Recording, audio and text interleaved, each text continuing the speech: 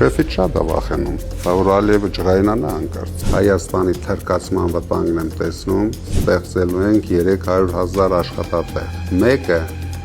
թողնելու ենք Փաշինյանի համար, թմբուկ նվագելը։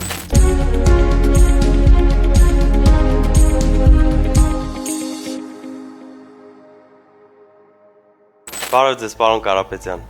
Բարև Ալիկ ջան։ Ինչպե՞ս եք։ Շատ լավ, շատ մարտական։ Պարոն Կարապետյան, մի քանի հարց եմ պատրաստ այսօրվա մեր զրույցի համար, թույլ տաք հերթով անցնենք։ Պարոն Կարապետյան, ինչն է ձեզ ոգևորում։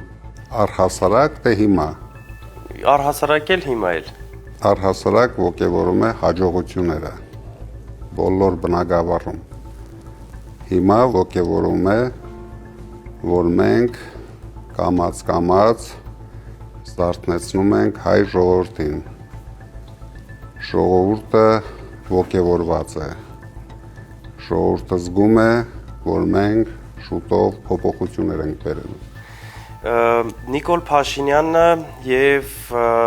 Հայաստանի Հանրապետության ԱԳՆ-ն հայտարարել են, որ հայոց ցեղասպանության միջազգային ճանաչումը այլևս արտաքին քաղաքականության առաջնահերթություններից չի։ Ինչ եք կարծում, նրանց կհաջողվի այս էջը փակել։ Մենք ինչքան քիչ ուշադրություն դարձնենք Նիկոլ Փաշինյանի իր կառավարության վրա, դրանից հայ ժողովուրդը ավելի շատ օգուտներ է ունենալու։ Նիկոլ Փաշինյանը եւ իր կառավարությունը բացարձակ կապ եւ առնչություն չպետք է ունենան հայ ժողովրդի ապագայի հետ։ Ում պետք էր հարգել այդ փաստերը ցեղասպանության, որ կուսակցություններին պետք էր, նրանք բոլորը ցույց տվեցին իրենց հայրենասիրությունը։ Ինչ դիրքորոշում ունեք Փաշինյանի այն հայտարարության վերաբերյալ, որ նա չի պատրաստվում դատապարտել Արցախում եկեղեցիների ոչնչացումը։ Թարմ դեպք ունենք մեկ շաբաթ առաջ։ Հենց այդ օրերին իրենք հայտարարեցին, որ ուզում են հարգեն եկեղեցին, եկեղեցու մոմի վաճառքը, հանգանակություններ ուզում էին հարգեն ու հենց այդ ընթացքում էլ այնտեղ Արցախում քանդում էին ու զրո արձագանք էր այստեղ։ Դե շեֆից շատ է վախենում, որ Ալիևը ջղայնանա հանկարծ։ Դրա համար Փաշինյանի համար, եթե մի մարդ իր խմբակով հարձակվում է Էջմիածինի վրա, իր համար ինչ կապ ունի Արցախում մի 100 հատ եկեղեցի քանդեն, չեն քանդի։ Ինչ դիրքորոշում ունեք Ռոբերտ Քոչարյանի եւ Գագիկ Ծառուկյանի այն հայտարարություններին, որ իրենք ասեցին պատրաստ են աջակցել ամենաշատ ձայներ հավաքած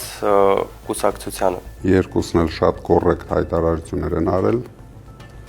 Դա միջազգայինորեն ընդունված փաստ է, որ կառավարությունը ձևավորում է առաջի տեղ զբաղեցրած ուժը, քանի որ մենք վստահ ենք, որ այդ ուժը մենք ենք լինելու, դրա համար շատ շուտով իրենք այդ հնարավորությունը կունենան պաշտպանելու մեր կուսակցության թեկնածուն։ Պարոն Կարապետյան, ինչ վտանգ եք տեսնում այն ծրագրի մեջ, որ ուզում է Հայաստան 300,000 ադրբեջանցի բերի ապրելու։ Սյունիքի կորցնելու վտանգն եմ տեսնում,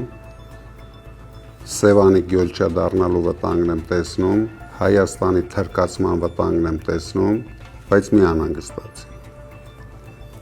Մենք դրա դիմաց ստեղծելու ենք 300,000 աշխատատեղ